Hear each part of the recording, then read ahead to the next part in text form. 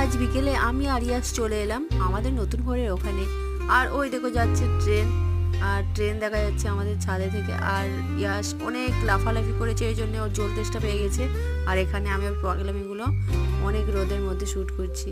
প্রচণ্ড রোদ ছিল, আর সেই রোদে এই দেখো মিস্ত্রিরা কত সুন্দর কাজ করেছে, অনেক কাজ করেছে আজকে। সেইগুলোই ইয়াস আজকে এখন দেখতে যাচ্ছে। আর এই দেখুন আমরা চলে যেতে যেতে ইয়াস একবার গেলো পড়ে, তো এই যে কতবার পড়ে। আর এইখানে ইয়াস এখন ছোট ছোট রোদগুলো করাচ্ছে, এই দেখো কত রোদ করাচ্ছে। আর চলে গেল ভিতরেও আছে কিনা সেগুলোও দেখতে গেল। আর অনেকগুলো রোদ পেয়েছে, এই জন্য ওখানে নেচে নিচ্ছে। দেখো কি সুন্দর নাচ না, একদম বোকার মতো। আর এই দেখো এখন যাচ্ছে নিচে। আর নিচে গেলে ওর যে পাথর নিয়েও নিজেই এমন করে ও নিজে পাথর ছুঁড়ে মেরেছে, আর নিজের মাথায় এসে লেগেছে। এই দেখো পাথর নিয়ে ঠাই করে লেগে গেল। আর বালি পেলেও অনেক খুশি হয়ে যায়, মনে করে যে বালিতেই শুয়ে থাকি।